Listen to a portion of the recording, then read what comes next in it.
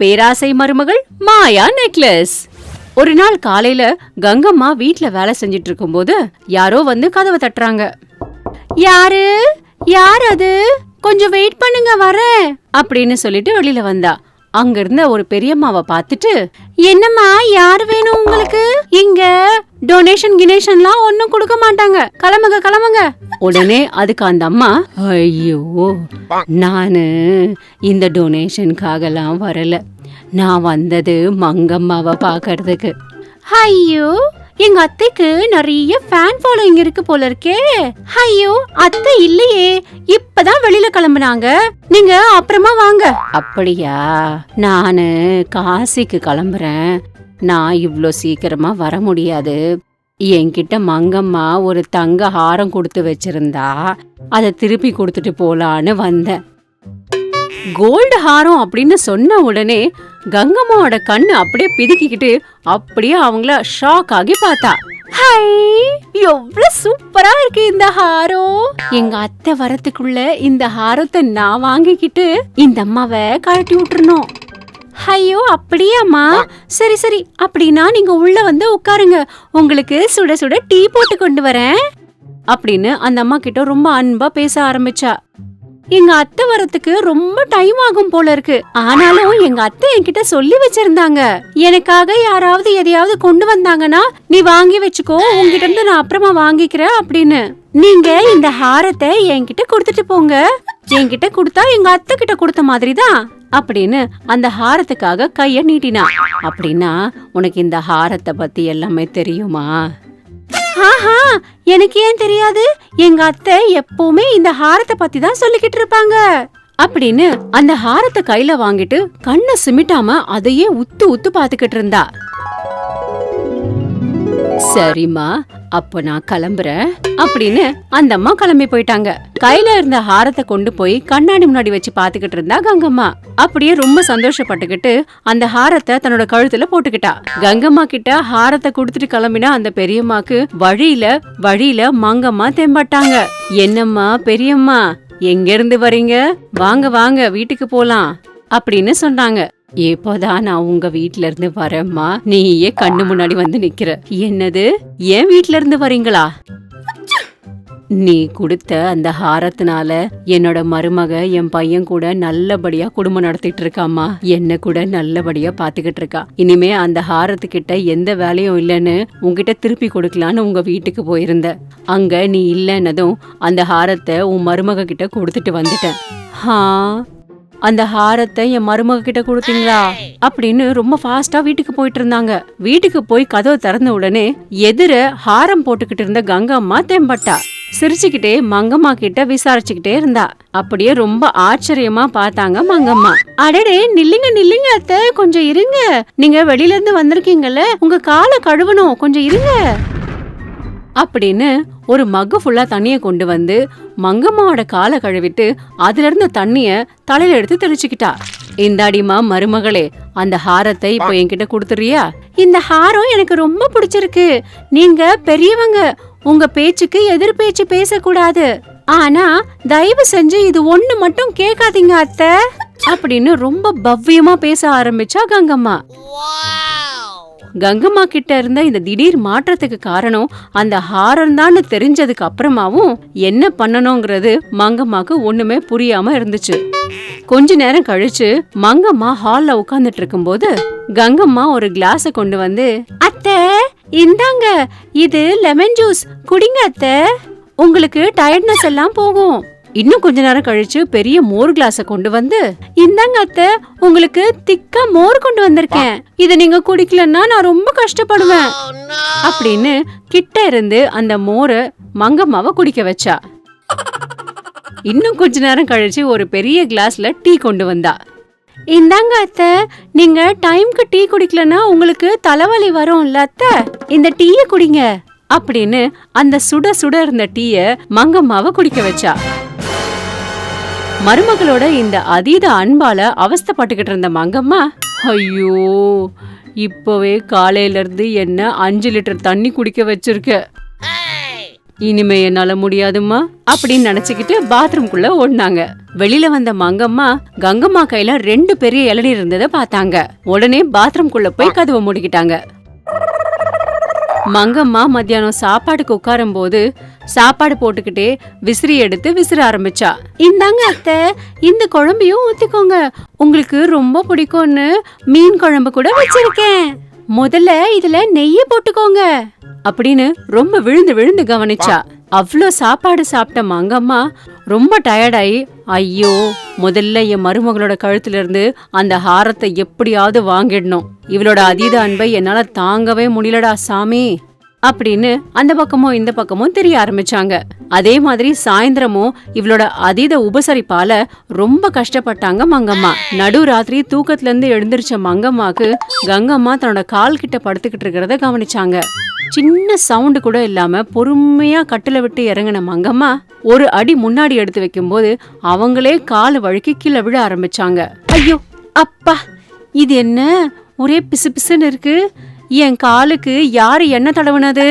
ஐயோ அத்தை, நீங்க படுத்துட்டதுக்கு அப்புறமா உங்க காலு வலிக்காக நான் தான் உங்களுக்கு என்ன தடவி விட்டேன் அப்படின்னு சொல்லிட்டு இருக்கும் போது மங்கம்மா பேலன்ஸ் தவறி கீழே விழறதுக்கு போகும்போது கங்கம்மாவோட கழுத்துல இருந்து அந்த ஹாரத்தை பிடிச்சுக்கிட்டாங்க. அதுவும் பட்டுன்னு உடைஞ்சு போச்சு. மங்கம்மா டமால்னு கீழே விழுந்து தன்னோட இடுப்பை உடைச்சுக்கிட்டாங்க. மறுநாள் கட்டில் மேல படுத்துக்கிட்டு இருந்த மங்கம்மா இடுப்பு உடைஞ்சாலும் உடைஞ்சது பரவாயில்ல, ஆனா அவ கழுத்துல இருந்த இந்த ஹாரத்தை எடுத்துட்டேன். அப்போ அங்க ஒரு பெரிய கிளாஸ் ஃபுல்லா ஜூஸ் எடுத்துட்டு வந்த கங்கம்மா மங்கம்மாவை பாத்துக்கிட்டே, இந்தாங்க அத்தை, உங்களுக்கு ஜூஸ் வேணும்னா மாமா கிட்ட சொல்லுங்க, சூப்பரா போட்டு தராரு, சூப்பரா இருக்கு அப்படின்னு சொல்லி அந்த ஜூஸை குடிச்சிட்டா. அம்மா, என் மருமக திருப்பியும் பழைய மாதிரி ஆயிட்டா. ஐயையோ, இனிமே இந்த ஹாரத்தை இவ கண்ணுக்கு தெம்படுற மாதிரி வைக்கவே மாட்டேன் அப்படின்னு சொல்லிட்டு அந்த ஹாரத்தை தலகாணி கீழே வச்சுட்டாங்க. மங்கா வெர்சஸ் கங்கா. பேராசை மருமகள், பறக்கும் கட்டில். ஒரு நாள் கங்கா வீட்ல வேலை செஞ்சிட்டு இருந்தா. உடனே அவ போன் ரிங் ஆச்சு. ஹலோ, என்னது பாட்டி சாக கிடக்குறாங்களா? என்னது வர சொல்றாங்களா? ஐயோ, போன தடவையும் இப்படிதான் சொன்னீங்க, செத்து போறாங்கன்னு சொல்லிட்டு கிட்ட வந்து பார்த்தா உடனே எந்திரிச்சு உட்கார்ந்துடுறாங்க. இந்த வாட்டி என்னால முடியாதுமா, இங்க இருந்து அங்க வரணும்னா 2 நாளைக்கு மேல ஆகுது, என்னால அத்தனை நாள்லாம் அங்க வந்து இருக்க முடியாது அப்படின்னு சொல்லி போனை கட் பண்ணிடுறா. இத கேட்ட மாமியார் மங்கா என்ன பண்ணாங்கன்னா, அடிப்பாவி, உங்க பாட்டி அங்க சாகுற நிலைமையில இருக்காங்க, நீ என்னடானா போமாட்டேன்னு சொல்லிட்டு இருக்க? அதுக்கு இல்ல அத்தை, எங்க வீடு என்னமோ ரொம்ப தூரம் இருக்கு, போனோம் அப்படின்னா 2 நாளைக்கு மேல ஆகும். அடிப்பாவி, இவ்வளவுதானே, இதுக்கு எதுக்கு இவ்ளோ டென்ஷன் ஆகுற, கொஞ்சம் இரு வரேன் அப்படின்னு சொல்லி மங்கா உள்ள போனாங்க. உள்ள போய் அவங்க பழைய ட்ரங்க் பெட்டியை திறந்து ஒரு சின்ன கட்டில் பொம்மையை கொண்டு வந்தாங்க. அதுக்கு மேல ஏதோ மேஜிக் பண்ண உடனே அந்த கட்டில் ரொம்ப பெருசாயிடுச்சு. உடனே அத ரொம்ப ஆச்சரியமா பார்த்தா கங்கா. இது பறக்கிற கட்டில், இது மேல மட்டும் நீ உட்கார்ந்தினா அவ்வளவுதான், மேல போற விமானம் மாதிரி நீயும் பறந்து போயிடுவ. ஹை, இது ரொம்ப நல்லா இருக்கத்த. இப்போ நீங்க இருக்கிறதுனால இங்க இருந்து என்னால அங்க போக முடியும், ஆனா அங்க இருந்து நான் எப்படி இங்க திரும்ப வர முடியும் அப்படின்னு ரொம்ப அப்பாவியா கேட்டா. அடி முட்டாளே, இது எங்க இருந்தாலும் சாயந்தரத்துக்குள்ள வீட்டுக்கு தானா வந்து சேர்ந்துரும். நல்லபடியா போய் உங்க பாட்டிய பாத்துட்டு வா. அப்படியே போற வழியில உங்க சொந்தக்காரங்க யாராவது இருந்தாலும் அவங்களையும் இதுல கூட்டிட்டு போ. இதுல எத்தனை பேர் வேணாலும் உட்காரலாம், புரிஞ்சுதா அப்படின்னு சொன்னாங்க. உடனே கங்கா என்ன பண்ணா, ஏறி உட்கார்ந்துட்டு பறந்து போனா. அதே மாதிரி சாயந்தரத்துக்குள்ள அந்த பறக்கும் கட்டில்ல கங்கா வீடு மறுபடியும் திரும்பினா. வீட்டுக்கு திரும்பின கங்கா கிட்ட மங்கா இப்படி கேக்குறாங்க, என்ன கங்கா, உங்க பாட்டிக்கு பரவாயில்லையா அப்படின்னு கேட்ட உடனே அதுக்கு கங்கா சொல்றா, பரவாயில்லாத்த, நல்லாதான் இருக்காங்க, ஆனா தினமும் வர சொல்றாங்க, தினமும் போக முடியுமா என்ன? இந்த கட்டில் தான் என்னதா, இல்லனா நீங்க தான் இந்த கட்டில எனக்கு கொடுக்க போறீங்களா அப்படின்னு சொன்ன உடனே ரொம்ப அப்பாவியான மங்கா என்ன பண்ணாங்க அப்படின்னா, ஓஹோ அப்படியா விஷயம், சரி, உங்க பாட்டிக்கு நல்லா ஆகுறத விட சந்தோஷம் வேற என்ன இருக்க போகுது சொல்லு. ஒன்னும் பிரச்சனை இல்ல கங்கா, நீ தினமும் இந்த கட்டில்ல நல்லபடியா போயிட்டு திரும்பி வா. எனக்கு ஒன்னும் பிரச்சனை இல்ல, உங்க பாட்டிக்கு நல்லா ஆனா அதுவே எனக்கு போதும் அப்படின்னு சொல்லி உள்ள போறாங்க. உடனே கங்காக்கு சிரிப்பு தாங்க முடியல. ஐயோ, சரியான முட்டாளத்தை அப்படின்னு மனசுக்குள்ளே நினைச்சுக்கிறா. சிரிச்சது மட்டும் இல்லாம எங்க அத்தை சரியான முட்டாள், நான் என்ன சொன்னாலும் அதை அப்படியே நம்புறாங்க. நாளையில இருந்து பாரு, இந்த கட்டில வச்சு நான் என்னெல்லாம் பண்றேன்னு அப்படின்னு சொல்லிக்கிட்டு இருந்தா கங்கா.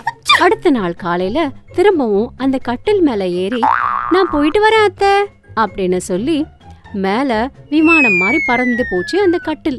போற வழியில சும்மா இல்லாம என்ன பண்ணான்னா, போறவங்களெல்லாம் அடுத்த கிராமத்துக்கும் அதுக்கு அடுத்த கிராமத்துக்கும் ஏறி கூட்டிட்டு போனவ சும்மா கூட்டிட்டு போனாலோ கிடையாது. எல்லார்கிட்டயும் காசை வசூல் பண்ணிக்கிட்டு அதுக்கப்புறம் அவங்க எங்க போய் சேரணுமோ அங்க போய் விட்டுட்டு வந்தா. அதே மாதிரி சாயந்தரத்துக்குள்ள வீடு திரும்பிடுவா கங்கா. இப்படி போயிட்டு இருந்த கங்காவை ஒரு நாள் தன்னோட மாமனாரான சுப்பையா பாத்துட்டாரு. என்னது, உங்க பாட்டிய பார்க்க போறேன்னு சொல்லிட்டு நீ செய்யற காரியம் இதானா? உங்க அத்தைக்கு மட்டும் தெரிஞ்சது உன்னை பேய் ஓட்டிடுவா, தெரியும்ல அப்படின்னு சொன்னாரு. மாமனார் அப்படி சொன்ன உடனே கங்காக்கு ஷாக் ஆயிடுச்சு. அட, எப்படி தெரியும் மாமா, நீங்க தான் சொல்ல மாட்டீங்களே அப்படின்னு சொன்னா. சரி மாமா, நீங்க என்னைக்காவது தாஜ்மஹாலை பாத்திருக்கீங்களா? என்னது, தாஜ்மஹாலா? நானு அகரபத்தி அட்டையில தான் பாத்திருக்கேனே தவிர உங்க அத்தை எப்ப எனக்கு அமிச்சிருக்காங்க? அப்படியே அமிச்சாலும் சும்மா இருப்பாளாவா அப்படின்னு சொன்னாரு மாமனார். அப்படின்னா நான் ஒரு டூர் போட்டிருக்கேன். நீ என்ன பண்றேன்னா மாமா, நிறைய பேரை கூட்டிட்டு வா. அப்படி கூட்டிட்டு வந்தீங்கன்னா நம்ம இதுல ஜாலியா போய் தாஜ்மஹாலை பார்த்துட்டு திரும்பி வந்துடலாம். அதே சமயத்துல பாதி காசு எனக்கு பாதி காசு உனக்கு, 50-50 கேரண்டி. என்னது, தாஜ்மஹாலை பார்க்க போறியா? அப்படின்னா நானும் வரேன் அப்படின்னு சொன்னாரு சுப்பையா. உடனே அவரும் அந்த கட்டில்ல ஏறி உட்கார்ந்துகிட்டாரு. போற வழியில இருக்கிற ஜனங்களை எல்லாம் ஏத்திக்கிட்டு அவங்க கிட்ட காசை வசூல் பண்ணிக்கிட்டே இருந்தாரு சுப்பையா. கட்டிலு மேல பறந்து போயிட்டு இருந்தது. இதுல டிக்கெட் அப்படின்னு சொல்லி காசு ஒவ்வொருத்தர்கிட்டயா வாங்கிட்டு இருந்தாரு சுப்பையா. அப்படி ஆக்ரா போறதுக்குள்ள மத்தியானம் ஆயிடுச்சு. போனவங்க எல்லாருமே தாஜ்மஹாலோட அழகுல மயங்கி போய் நின்னு பாத்துக்கிட்டு இருந்தாங்க. இதுல கங்காவும் சுப்பாராவும் என்ன பண்ணாங்க தெரியுமா? காசை எண்ணிக்கிட்டு கலெக்ஷன் எவ்வளவு ஆச்சுன்னு பாத்துக்கிட்டு இருந்தாங்க. இதுக்கு நடுவுல ஒருத்தர் என்ன பண்ணாரு, அட, இவ்ளோ தூரம் வந்துட்டு டெல்லியில குதுப் மினார் பார்க்காம எப்படி போறது அப்படின்னு கேட்டாரு. உடனே சுப்பையா சொன்னாரு, அது எப்படி முடியும்? நாங்க சாயந்தரத்துக்குள்ள வீடு திரும்பி ஆகணும். அதெல்லாம் முடியாது. குதுப் மினாரும் இல்ல, ஒன்னும் இல்ல, சும்மா இருங்க அப்படின்னு சொன்னாரு சுப்பையா. உடனே கங்கா மாஸ்டர் பிளான் போட்டு என்ன பண்ணா தெரியுமா? கூட்டிட்டு போறோம், அது பிரச்சனை இல்ல, ஆனா நீங்க இப்ப கொடுத்த காசை விட டபுளா கொடுக்கணும். அப்படின்னா மட்டும்தான் என்னால கூட்டிட்டு போக முடியும் அப்படின்னு சொன்னா கங்கா. இத கேட்ட சுப்பையா, அது என்னமா அது அப்படி சொல்லிட்ட? உனக்கு தெரியும்ல, சாயந்தரத்துக்குள்ள இந்த கட்டில் வீடு திரும்பணும். அட மாமா, எதுக்கு நீங்க இவ்ளோ டென்ஷன் ஆறீங்க? இவ்ளோ காசு கிடைக்கும் போது எதுக்கு டென்ஷன் ஆகணும்? இங்க நம்ம ஊரு மாதிரி சாயந்தரம்லாம் சீக்கிரமா ஆகாது, கொஞ்சம் லேட்டா தான் ஆகும். எல்லாருமே வந்து கங்கா கிட்ட காசை கொடுத்து திருப்பியும் அந்த கட்டில் மேல ஏறி உட்கார்ந்தாங்க. உடனே அந்த கட்டிலும் குதுப் மினார் கிட்ட நின்னுச்சு. எல்லாருமே குதுப் மினாரை பாத்துக்கிட்டு நின்னுட்டு இருந்தாங்க. இவங்க அதை பாத்துக்கிட்டு இருக்க இந்த சுப்பையாவும் கங்காவும் காசை எண்ணிக்கிட்டே உட்கார்ந்துட்டு இருந்தாங்க. இருந்திருந்து என்னாச்சு, இருட்ட ஆரம்பிச்சிருச்சு. உடனே அந்த கட்டில் ஏன் அங்க நிக்குது, பறந்து போச்சு.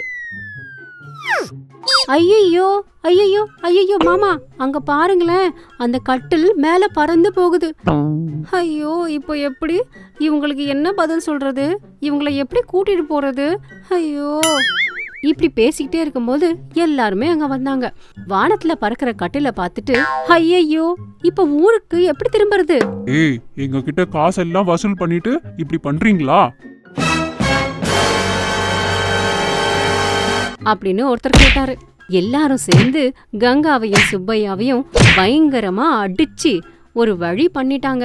அடிச்சதோட விடாம அவங்க கிட்ட இருந்த காசை எல்லாம் புடுங்கிட்டு அவங்கள தனியா அங்க விட்டுட்டு இவங்க கிளம்பி போயிட்டாங்க. சாயந்தரத்துக்குள்ள கட்டில் மட்டும் திரும்பி வந்தது வீட்டுக்கு. இத பார்த்த மங்காக்கு விஷயம் எல்லாமே கரெக்டா புரிஞ்சு போச்சு. ஒரு வாரம் கழிச்சு கிழிஞ்சி போன துணியோட ரொம்ப இளைச்சி போய் ஒரு மாதிரி விகாரமா 2 பேரும் வீட்டுக்கு திரும்பி வந்தாங்க. இத பார்த்த மங்காவுக்கு ஒரு பக்கம் சிரிப்பும் கூட.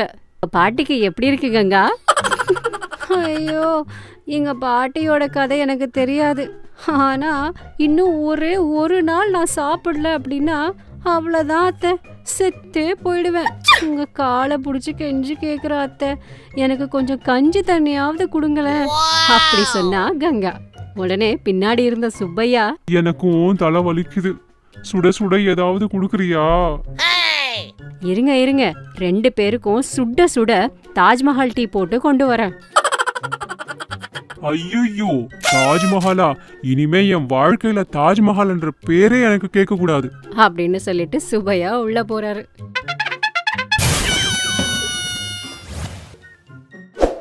இந்த எபிசோட் கூட உங்களை நிறைய சிரிக்க வச்சிருக்கோம் நாங்க நம்புறோம். அப்புறம் ஏன் யோசிக்கிறீங்க? இப்பவே சப்ஸ்கிரைப் பண்ணுங்க, பெல் பட்டன் கிளிக் பண்ணுங்க. உங்களுக்கு சூரியகாந்தம் பிடிக்குமா இல்ல சந்திரகாந்தம் பிடிக்குமா? கமெண்ட் மூலமா தெரியப்படுத்துங்க. உங்களை குஷிப்படுத்தும் மேலும் பல வீடியோஸ்க்கு பாத்துக்கிட்டே இருங்க சாச்சா டிவி.